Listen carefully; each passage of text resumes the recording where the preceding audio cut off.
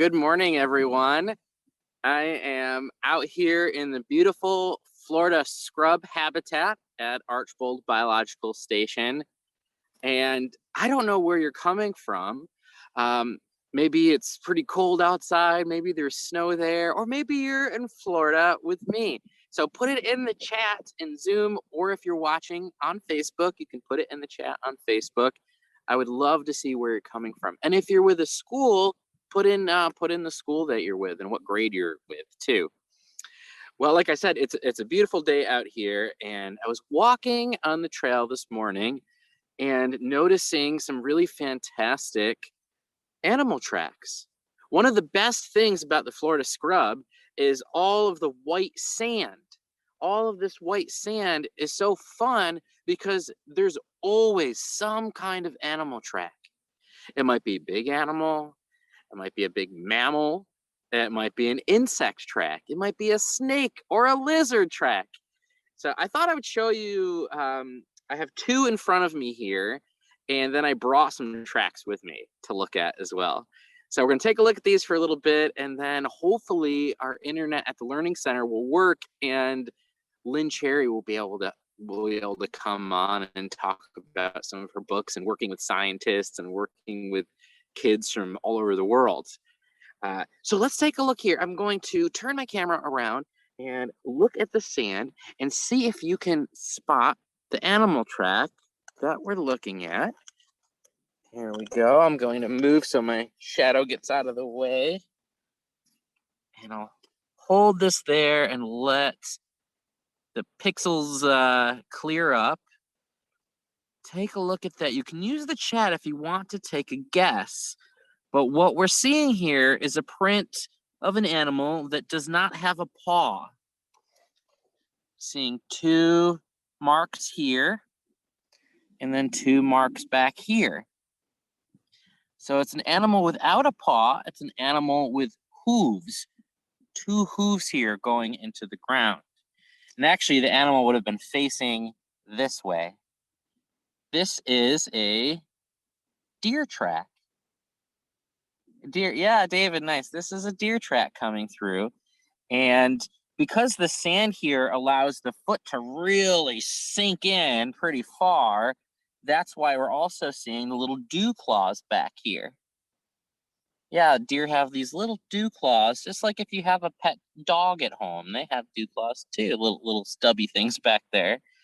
So we have a lot of white-tailed deer here at Archbold. I see another track. We're gonna come this way. Come this way.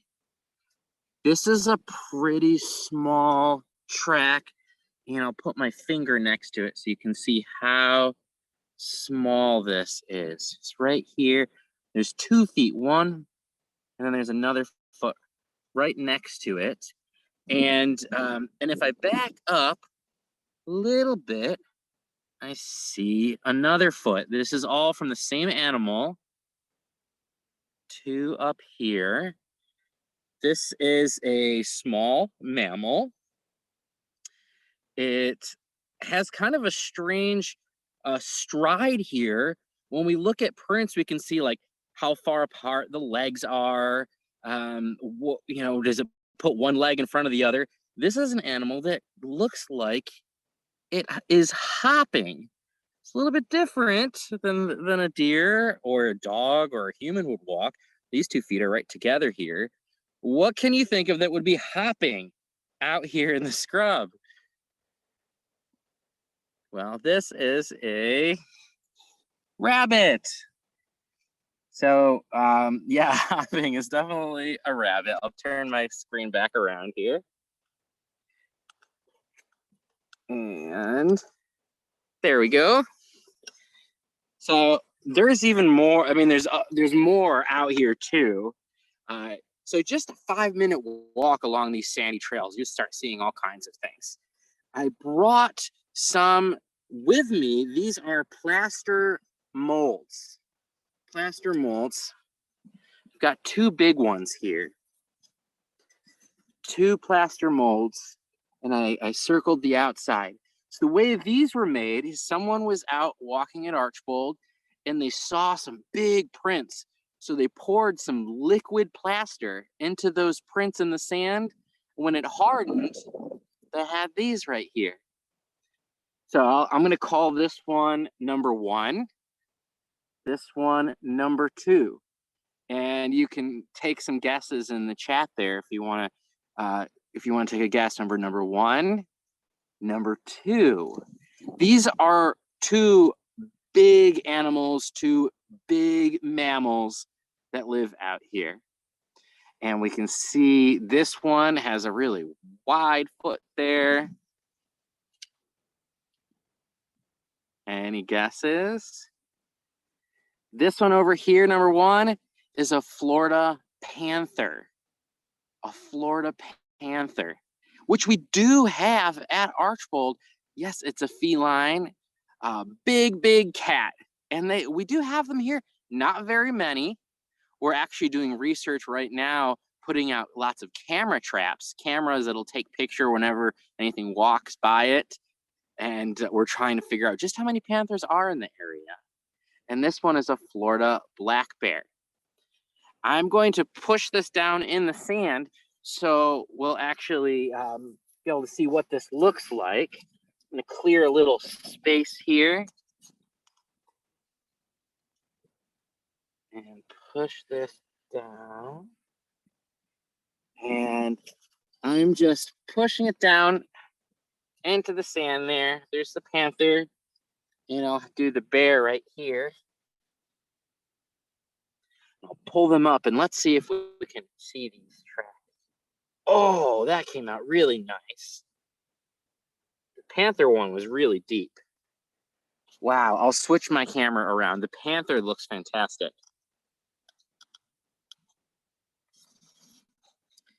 Here's the 2 of them.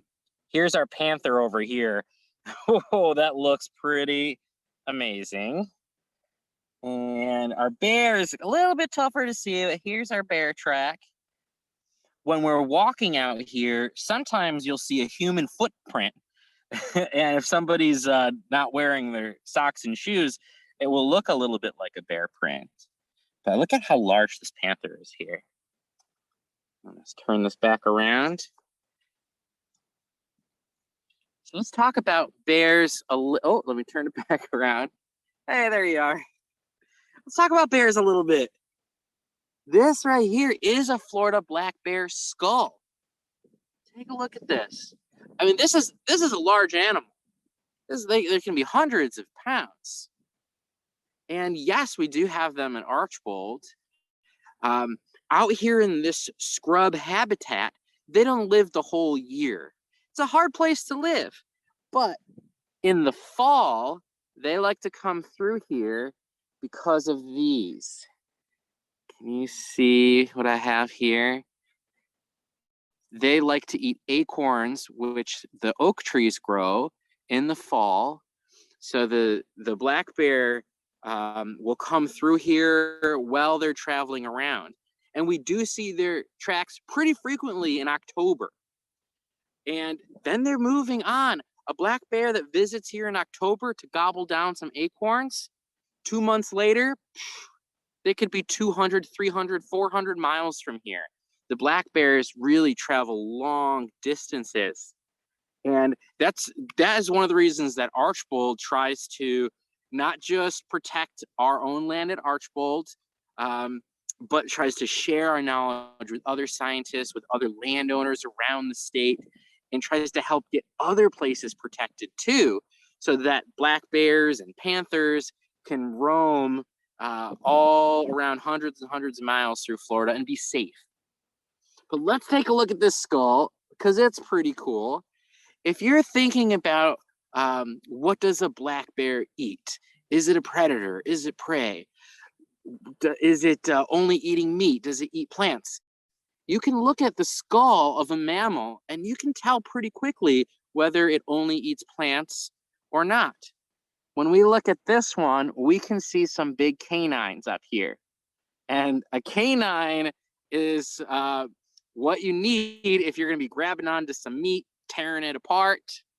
And then you need these back ones here, the molars, when you're crunching on things. Some people think of bears as pretty scary, and you definitely want to give them their space. They actually are omnivores. They eat meat and plants, and most of their diet comes from plants. So even though people get scared of them, and if you do end up with one in your trash can or something like that, do not go near it because they are very powerful creatures. But mostly they're eating plants, which I think is pretty cool. The other thing I wanted to mention out here in the sand, and I don't think it'll come up very well on here, so I'm not going to show it, but sometimes I can see little kind of S-shaped tracks. And they're not exactly tracks. They're actually from a lizard that swims under the sand. Yeah, that's right. And look, do you see any legs on this lizard? It's a legless lizard. It actually has teeny, tiny, tiny little legs. And it swims just an inch or a few inches under the sand, going like that. And you'll see on top of the sand those little marks from where it came through. This is a very special animal. It's called a Florida sand skink. It's found almost only on the Lake Wales Ridge, which is where we are right now at Archbold. It's a federally protected species. This is one of these like most special things that we have at Archbold that we get really excited about. I have never seen one because they're always underground. I mean, they must come up sometimes, I guess, but I've never seen one. But I've seen many, many tracks. Okay, so that's all I want to show you for this sandy part right here. And I'm wondering, did our internet come back at the Learning Center? Do we have our amazing artist and author and filmmaker Lynne Cherry on with us? Not quite yet. So we are still down on the internet. So I think we're going to need to pull up the video first. Hopefully we'll get her on in the next few minutes though, if we can. So before you play the video, Katie, just to give a little bit of an introduction here, Lynne has been has written and published dozens of children's books, but at some point she also decided to become a filmmaker so she could highlight stories of young people who are changing the world. And if you go to this website where this is from, Young Voices for the Planet, you'll find, I think there's 13 short films on there. Amazing. Kids 9 years old, 10 years old, teenagers changing the world and helping the planet. We picked just one of the stories, but there's a whole bunch of more great stories. And I think it's about 6 minutes. So, okay, Katie, we're good. Enjoy, Awesome. everyone.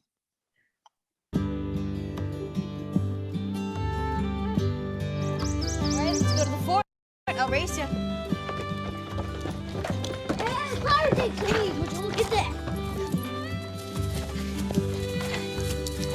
Okay. Put your map on the floor. The creek is... Yeah. I think we should go to the creek. Okay, so we have to go beyond those two hills. Do you hear that? Jackson, that's a broad-shouldered hawk. Those are crazy. It's really close. Want to go find it? Come on. Let's go this way. Hey, Laura, the video keeps freezing. Can you pause it? Thanks. Let's just give it a minute to rasterize and download or whatever it needs to do. I've got a beautiful plant right here I can show off for a couple minutes while we try to get the video to load up. And we don't want to miss it because it is super cool. I have behind me here this really interesting looking plant. It looks almost like I don't know, when you see a lot of them together, they look kind of like Christmas trees, but they're always short like this. They're called Florida Rosemarys. And when I walk past them on the path, I actually smell them. They have one of the strongest smells out here in the scrub. And you'll be walking around and you can sniff them out. At nighttime, they don't smell so much, but during the day when the sun is baking them, I really like the smell. Some people like it, some people don't. It's hard to describe it. There are these cool bushes, and what I want to show you, that's the thing that I really like about them, is some of the plants are male, some of the plants are female. How do we know that?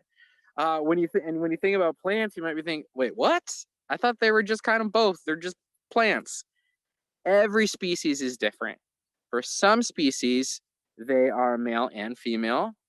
Sometimes on their flowers, they'll have male and female parts.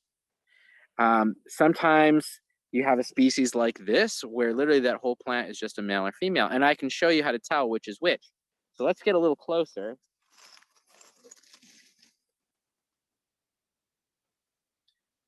Have you ever really thought about what a flower is for? It is for reproducing. So when you're looking at a flower, what you're seeing is the reproductive parts of the plant. And everybody has heard about pollination, and a lot of times you hear about the importance of bees, like bumblebees are really important for pollination. But some plants are pollinated by wind, pine trees, oak trees, and our Florida plant right here, our Florida rosemary. And it's hard to see from there, but I'll zoom in on this in a minute. On the tree, on this shrub here, are these little tiny flowers, little brown flowers. And I'm going to switch my camera around and zoom in here.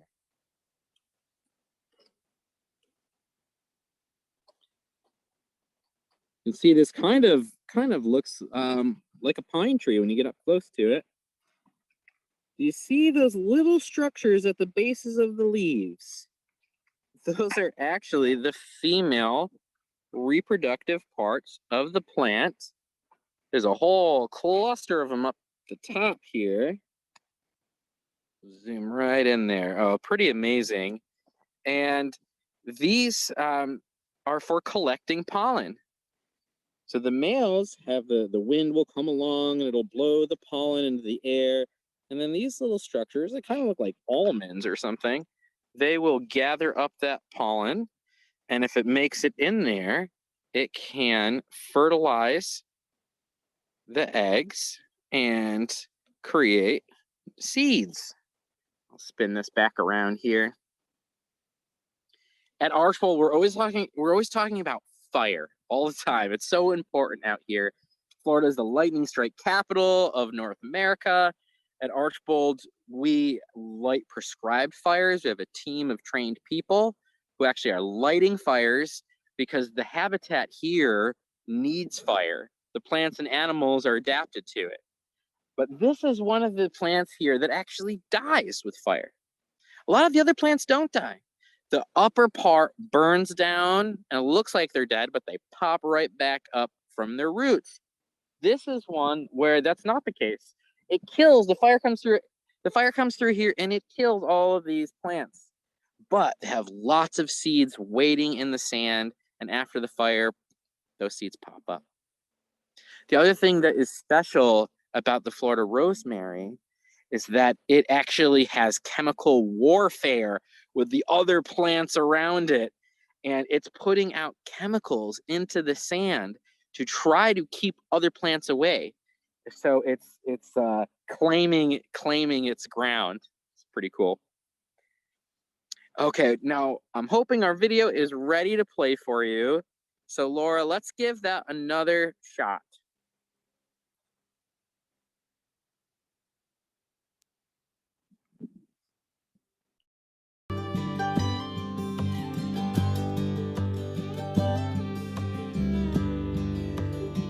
I love birds because they're so interesting. They are beautiful. They all have personalities. I think the reason that a lot of people have chosen birds as the symbol of the environment is because they have a sense of freedom. They can fly. They own the air.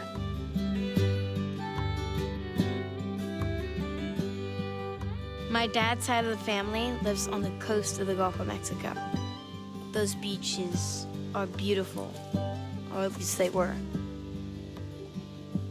The animals there were amazing. The crabs that would pop out of the hole, scurry and plop back in, and the sanderlings that would go and hunt after them, and the brown pelicans, and the certain great blue heron, who I think has become one of my best friends. He'll go down into the water, take a fish, put it out, shake it, and swallow it head first.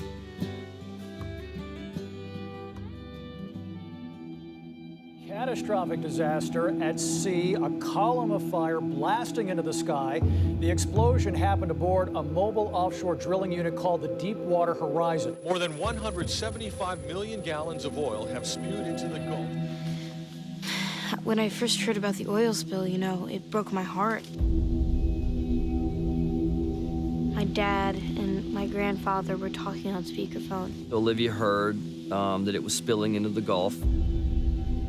They were as angry as could be because they grew up loving those pristine beaches and swimming in those waters and seeing those birds. After we spoke to my father-in-law, we had dinner, and Olivia, I had never seen her so upset.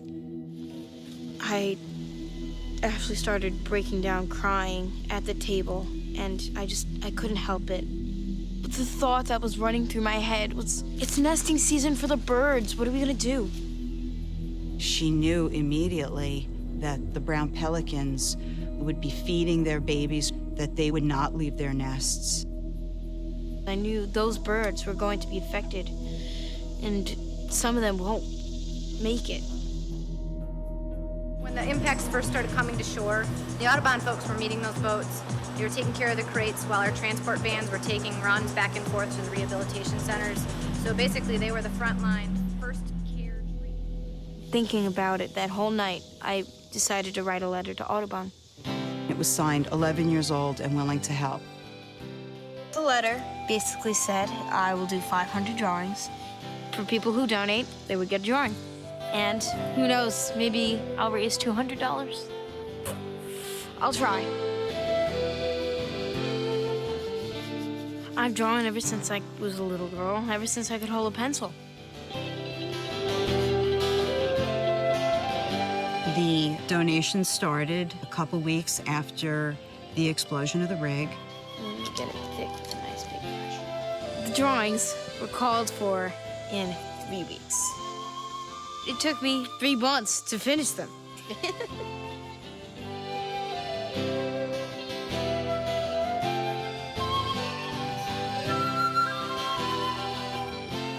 It was such a media whirlwind. First, it went to the Mobile Press Register.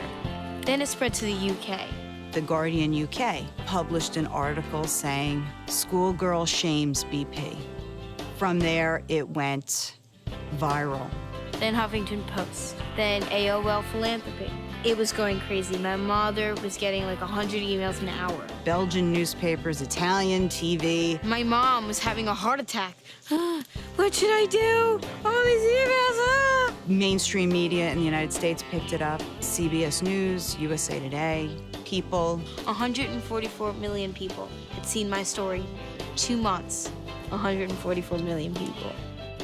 It tells you people want to help, but they just don't know how. That's why I think they need a role model, like a youth, to say, if a child can do it, so can I. I can make a difference.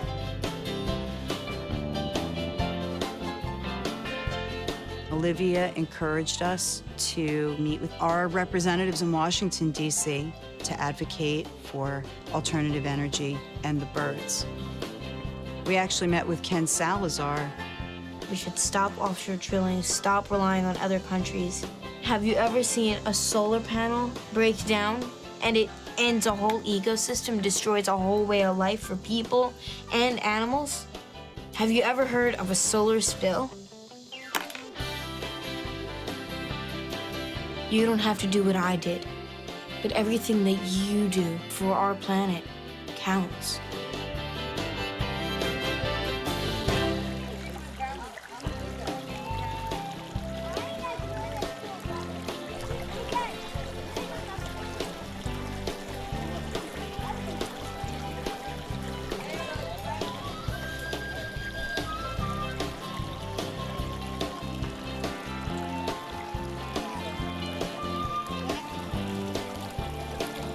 Thank you, Laura.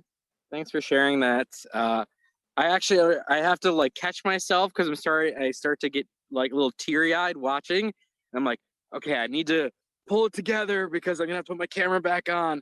Love that. And that the website there with the Young Voices for the Planet literally has over a dozen videos just like that one of young people helping to change the world, save the world. We only have a few minutes left here, so let me just check in. Was Lynne able to get back on to get some internet or no? Yes. Hey, okay. Well, let's get my last little bit out here.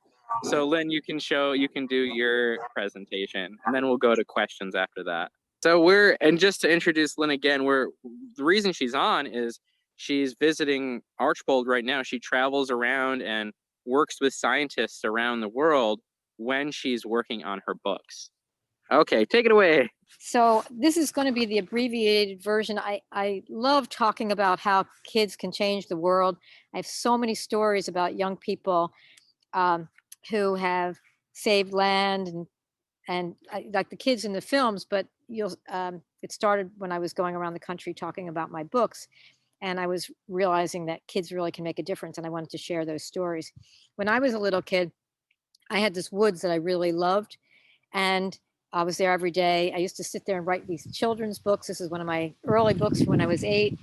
And then it got cut down right before my eyes. And it was it was traumatic.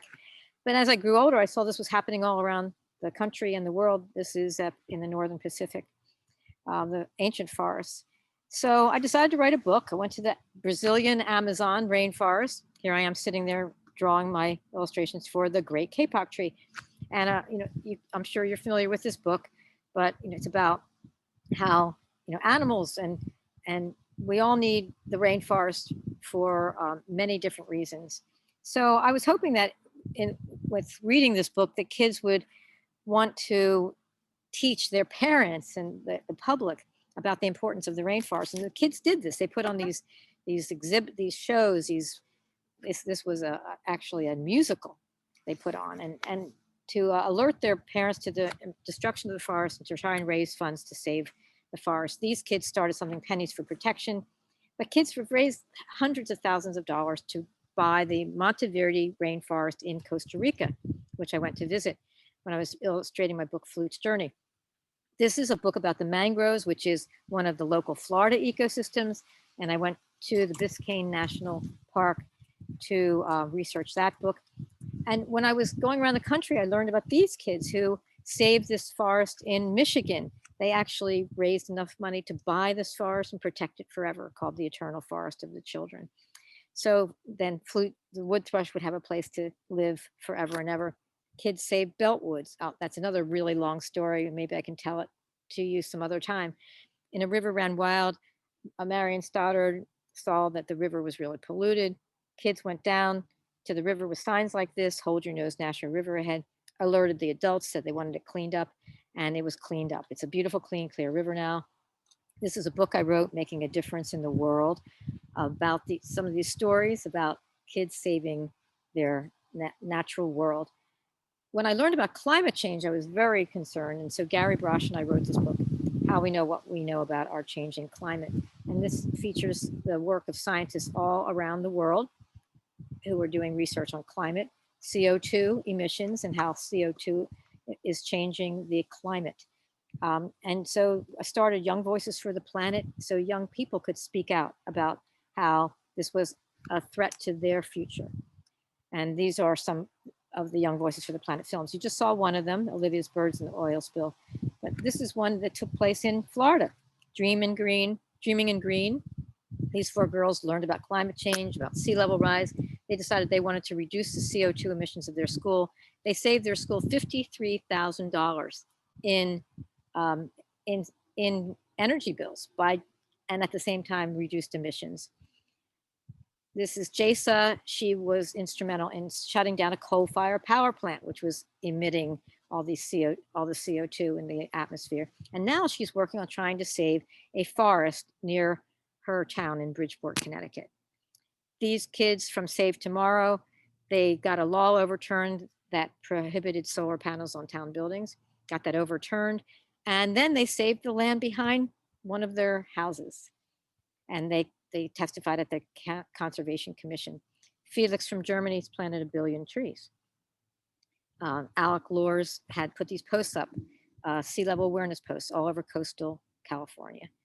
And teenagers around the world are getting together to lead this climate movement. That was Jamie Margolin, who's actually written a book called Youth to Power. I highly recommend it. And she started 0 Hour, but her book is called Youth to Power. So for teachers, we have a curriculum. Please share this with your teachers. It's about civic engagement, how you can get involved in changing laws, affecting laws, the policies in your local community. And it has an action plan, goes through how to assess and analyze a problem, how to find people to collaborate, create a timetable, identify people who can be mentors, how to organize, and then how to get what you're doing on the news. And that's all in this. It's all on our website, youngvoicesfortheplanet.com, our action plan. And there's also a huge number of ideas of what you can do. Getting plugins in for hybrids around your town, converting your school bus fleet, all kinds of things. You can look at that. And so now I'm here at Archbald. I'm very excited to be working with scientists. And Dustin, who you've just been hearing from, has this wonderful project. His photographs are just gorgeous. This is one of them. And he's been photographing young people and then making these comments about what they learned being at Archbald at their education programs. And I love this from Epic. I'm a Homo sapien, I'm an omnivore, I'm also a living organism, and I need oxygen to survive. I live on a planet called Earth. That's the big picture. And this is from Adia. And this was the take-home message from a lot of the books I've been writing and films. I believe that animals should be treated how we want to be, and we want to protect their habitat and protect them with kindness and to be treated fairly. We are all living things. We have the power to help those in need. Animals have a right as much as we do, anything they need. And you young people, I hope I've convinced you, can make a difference. Please look at the Young Voices for the Planet films. And I'd love to hear from you about what you're doing to save land, especially in Florida. There are a bunch of kids down in southern Florida who saved the cypress swamp that was going to be cut down for a soccer field. They saved it, and it's protected forever. So I look forward to hearing from you. I'm so thrilled to be at Archibald. Thank you so much for hosting me, and I hope that many interesting books come out of this residency. Thank you. Thank you so much, Lynn. I did not know she was going to show some of those photos, so that was a nice surprise for me. The summer camp students that we have here, they get it. They get why science is important. They get why nature is important. Katie, do we have any questions? So I think if you have questions about any of the things that I was showing out here, or questions for Lynn, we've got about 10 minutes or so for questions. Perfect. Yeah, right now we don't have any questions, so feel free to leave them in the chat box for anyone, or the Q&A box for anyone who does. We actually did have a few throughout the chat during the live stream, though. On the bear print, were there claws on that? On the bear print, yes. On the panther, no. Got it. Cool. So the panthers have retractable claws. So it's occasionally you could have a print from a panther that would have a claw mark, but usually you don't. But on dogs and bears, you do get the prints, the claws. And then another one, this one's related to the Florida rosemary. Do you know how long Florida rosemary seeds remain viable in the soil? We'll have to check with the researchers on that one. I'm not sure. They don't burn very often. Our general burn time in the scrub is about every 10 years or so. I'm not sure if in the rosemary parts of the scrub, if that's any different, but we can find out. So if you signed on through our website. We have your email, and we'll send you an email with that. If you're on Facebook, we don't know your email, so we can. Yep, cool. And let's see. Also, do you know what the skinks eat? The sand skinks. Yeah, the sand skinks are eating whatever is down there. And what's down there is insects, spiders. Sometimes in the past, I've talked about ant lions here, which hunt on the sand for ants and other bugs. The sand skinks will eat those. So think about the same thing like if you have a lizard, lizards in your backyard, they're grabbing spiders and bugs. Same thing, but here there's a lot of life happening under the ground and they can snatch that stuff. Perfect. So, alrighty. Let me just check. I'd like to ask a question. Can you hear me? Yeah. Yes, feel free to. Okay. So I'd like to ask anyone who's listening, after you heard from Dustin and all these wonderful things about Archbold, what would you like to see me write a children's book about? Here. I was thinking about the Florida Panther. I like that question. And I wonder if we could, we'll put that too when we email people and give them some time to think about it. Because I can think of lots of things I'd like to see. I think I'd like you to write maybe 12 or 20 more books about Archbold. That's my plan. If anybody wants to put it in the chat, please do. But we'll put it in the email back to you as well. Perfect. Awesome. Alrighty. Well, that looks like that's about it for questions. All right, well then let's call it, and hopefully we'll see you all next month. It was wonderful to be out here and share this with you. We apologize for the internet issues. It happens, but have a wonderful day. Hasta pronto, amigos. We'll see you soon, friends. Bye-bye. And thank you, Lynn. Thank you. Bye-bye. Bye.